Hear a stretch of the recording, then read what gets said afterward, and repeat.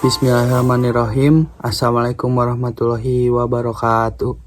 Pertama-tama dan yang paling utama, marilah kita panjatkan puji syukur kita kepada Allah Subhanahu wa Ta'ala yang telah dan masih memberi kita banyak sekali nikmat, sehingga dengan nikmat-nikmat itu kita masih bisa melaksanakan perintahnya dengan baik. Yang kedua, semoga salawat serta salam semoga selalu tercurah limpahkan kepada junjungan kita Nabi Muhammad Sallallahu Alaihi Wasallam, yang dengan perjuangan beliau dan para sahabatnya kita bisa merasakan manisnya iman dan indahnya Islam, dan juga kepada keluarga, sahabat, dan para pengikutnya hingga akhir zaman kelak. Amin ya robbal alamin. Hadirin yang dihormati oleh Allah, pada kesempatan yang berharga ini saya akan mencapaikan ceramah singkat tentang ikhlas. Ikhlas dalam arti yang sering kita pahami adalah melakukan sesuatu tanpa mengharapkan imbalan apa-apa. Pengertian ini sedikit banyak sudah benar, hanya saja kurang tepat.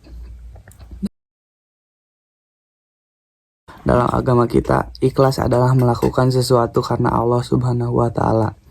Ikhlas sendiri mempunyai banyak sekali dimensi dalam kehidupan sehari-hari kita.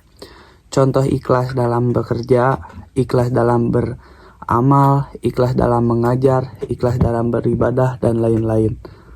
Nah, contohnya apabila kita masukkan dalam konteks ibadah, maka ikhlas berarti melakukan ibadah karena Allah Subhanahu wa Ta'ala, bukan yang lain.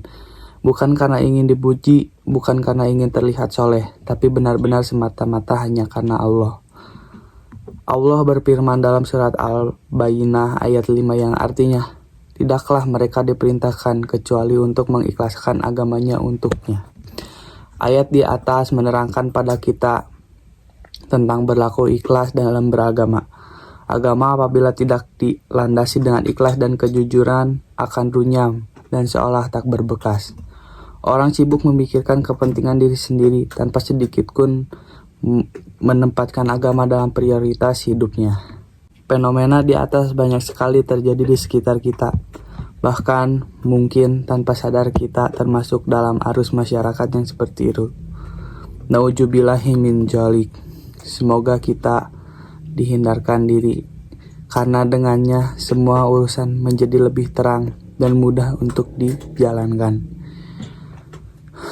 Ikhlas juga menjadi penting untuk dipraktikkan, karena setiap amalan yang kita lakukan tidak sah di mata Allah apabila tidak tanpanya. Dalam hadis yang diriwayatkan oleh Imam Muslim dalam kitab Sahih Muslim diceritakan tentang suatu perkara yang akan terjadi nanti pada hari akhir di hadapan Allah.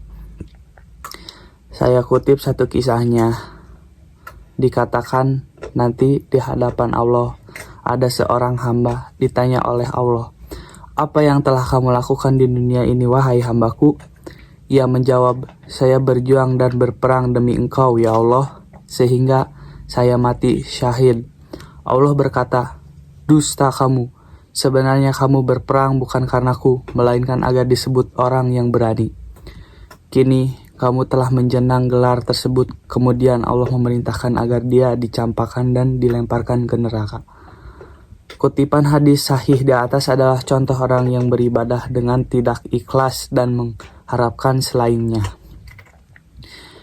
Kisah ini menjadi tamparan keras bagi kita semua yang masih sering beribadah untuk melakukan sesuatu bukan karenanya. Semoga kita termasuk orang-orang yang Allah lindungi dari hal-hal seperti itu. Amin ya robbal alamin. Hadirin yang dirahmati oleh Allah, dalam beramal juga ikhlas menjadi barometer sebesar apa pahala yang kita dapat. Semakin ikhlas seseorang dalam beramal, semakin besar juga balasan yang diterima. Semakin murni karena Allah dia melakukan sesuatu, maka semakin bernilai amalan itu di sisi Allah Subhanahu wa Ta'ala.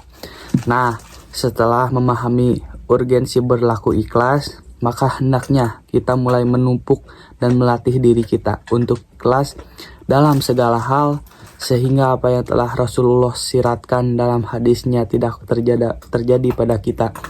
Amin ya robbal alamin. Saya kira cukup dulu kultum singkat tentang ikhlas ini. Semoga apa yang telah saya sampaikan bisa bermanfaat bagi Anda semua. Wabillahi taufiq wal hidayah. Wassalamualaikum warahmatullahi wabarakatuh.